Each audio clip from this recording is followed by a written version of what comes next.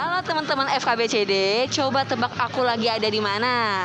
Nah, kali ini aku lagi ada di salah satu tempat ikoniknya Bandung, yaitu Braga. Dan kira-kira aku bakal ngapain ya di sini? Nah, kali ini aku bakal bincang-bincang seru lagi nih sama salah satu komunitas penyanyi jalanan. Penasaran keseruannya? Yuk, ikutin!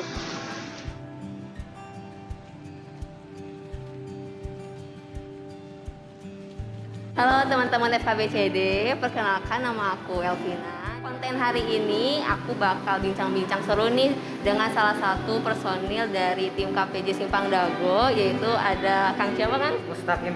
Kang Mustaqim. Jadi kita bakal bincang-bincang lebih lanjut tentang apa sih KPJ Simpang Dago itu lebih dalam lagi. Jadi tetap stay tune sampai akhir. Halo Kang, perkenalkan aku Elvina, perwakilan dari kepanitiaan KBCD. Di sini pengen bincang-bincang nih sama Akang seputar KPJ Simpang Dago ya Kang ya.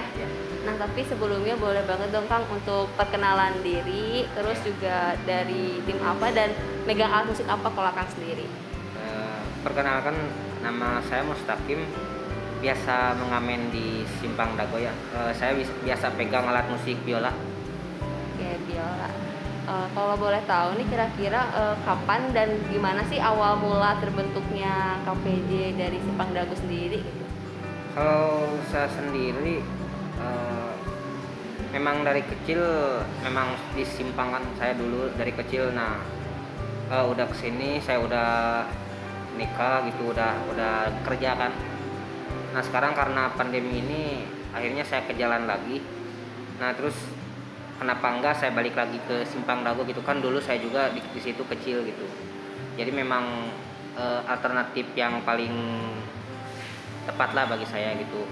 Ke Simpang Dago lagi, saya mulai bentuk lagi tim gitu ya, buat ini aja, kalau sementara aja gitu. Kalau kedepannya bagus saya bisa mengolah lagi gitu. Oh, berarti sebelumnya juga udah ada orangnya juga ya dari Simpang Dagonya ya? Iya. Terus masuk Akang gitu ya? Iya. Dilanjutin lagi sampai sekarang. Oke, terus kalau boleh tahu nih dari tim KPJ Simpang Dago ini ada ciri khasnya nggak sih dari yang lainnya gitu, KPJ lainnya gitu? Kalau untuk ciri khas kita nggak terpatok di genre kayak misalkan pop aja baratan aja. Kita biasa instrumen, mainkan instrumen biola, gitar sama kajon. Terus hari berikutnya kita ada vokalnya, jadi selang-seling gitu. Kadang kita main instrumen, kadang full band juga gitu. Jadi selang-seling ya per hari masih gitu. belum tentu gitu. Jadi semuanya dibabat dulu lah ya, biar gitu. nyari ciri khasnya nanti gitu. Nyari dulu ciri khasnya gitu kan. Oke. Kalau misalnya sebelum pandemi ini biasanya suka manggung di mana nih gitu? Apa beda-beda atau kadang bandnya suka diundang satu band ke acara gitu? Kalau sebelum pandemi justru saya kerja. Awalnya kerja gitu kan. Nah semenjak pandemi ini upah sama pekerjaan kan kadang tidak sesuai ya. Banyak juga yang di PHK, terus juga banyak yang dipekerjakan dengan gaji minim gitu kan. Saya driver di pabrik, karena jam kerjanya itu ditambahin gitu, jadi kan sering ngantuk kalau lewat tol itu. Jadi akhirnya saya memutuskan keluar supaya nggak jadi permasalahan juga kan. Kalau udah kerja nggak untuk gitu kan sama saya memutuskan untuk kembali lagi ngamen gitu kan. Karena untuk saat ini, untuk pandemi ini kan kadang kita bingung nyari peluang nyari kerjaan apa sih yang mencukupi gitu kan. Iya betul. Dan pada akhirnya saya dulu kan punya basic di musik ya, alhamdulillah lah sekarang bisa dijalanin lagi gitu. Dan alhamdulillah juga sedikit menutupi keadaan. Oh, berarti hal yang terjadi sama Akang juga kejadian juga sama tim-tim yang lainnya juga ya, kalau dari anggota lain juga. Ke tim saya ini memang beberapa tim saya memang udah ngamen. Dia memang ngamen, cuman saya aja yang dari kerja ke ngamen lagi gitu. Berarti yang lainnya udah ada sampingan dulu, tapi sekarang jadinya balik dulu aja gitu ya. Lihat nunggu situasi lah ya, aman lagi. Sambil nunggu peluang lagi gitu kan. Berarti dampak yang dirasakan nih sama Akang juga tim kira-kira setelah adanya pandemi ini apa gitu? Kalau untuk tim saya ya, kebanyakan gitu kan, kebanyakan juga yang ngamen khususnya berarti musik gitu, banyak dengan banyaknya toko kafe yang ditutup itu otomatis kan berdampak juga kepada musisi kan. Iya. Banyak pengangguran juga, terus banyak yang udah ngamen di kafe, di wedding juga kembali lagi ke jalan, yang dulunya di jalan. Nah, ada beberapa juga mungkin teman saya yang akhirnya kembali lagi ke jalan gitu kan, kembali ke jalan terus setting lagi gitu ya, memulai lagi dari nol lagi kita di stopan sambil menunggu keadaan membaik gitu. Banyak juga lah yang kembali lagi ke jalan gitu. Nah itu kalau yang dulunya nggak di jalan ya mungkin udah pada bingung. Iya. Kita masih bersyukur ya dulu kita di jalan gitu. Terus pada akhirnya dengan ada pandemi ini keadaan semakin sulit dan memutuskan untuk mencari peluang lagi di jalan, dan itu pun tidak mudah.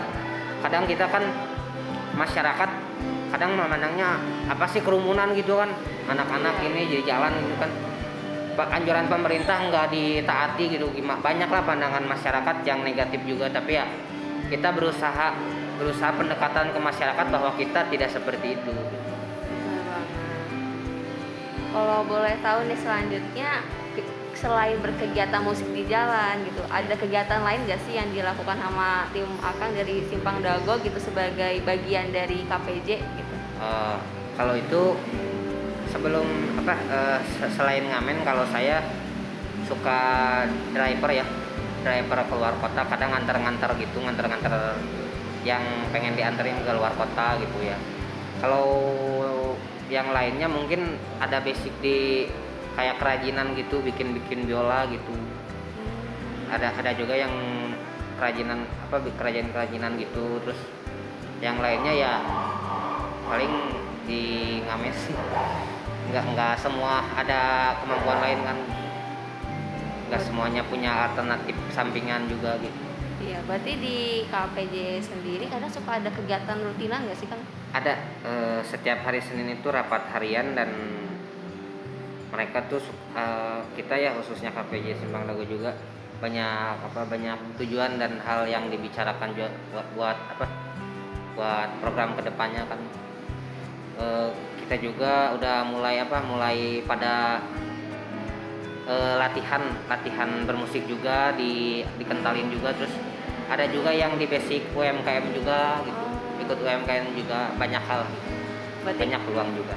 KPJ itu memang mewadahin juga ya, iya, orang-orang gitu ya. Jadi lebih ke ngarahin ini anak basicnya di mana, selain dia ngamen, selain dia di jalan, dia basicnya apa nih gitu, kelebihannya apa nih, jadi lebih diarahin gitu kan.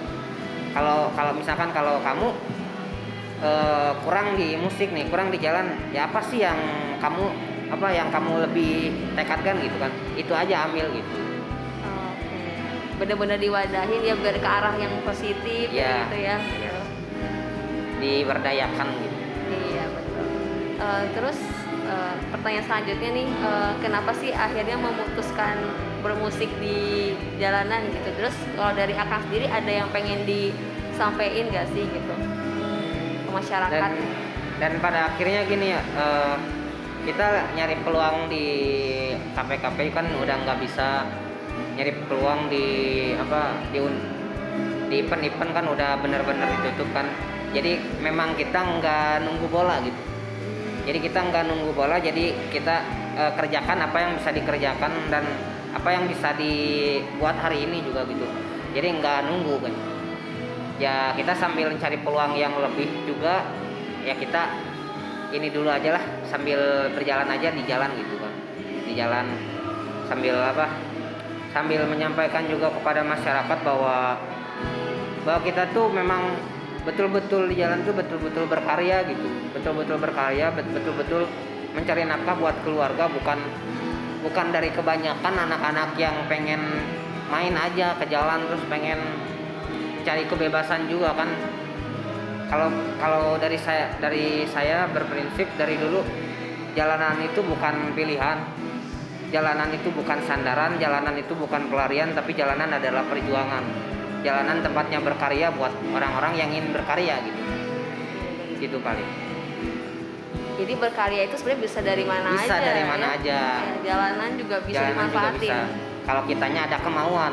Iya. Kalau kita ada kemauan, ada tekad gitu kan. Kenapa tidak? Banyak kok di jalan yang skill bagus.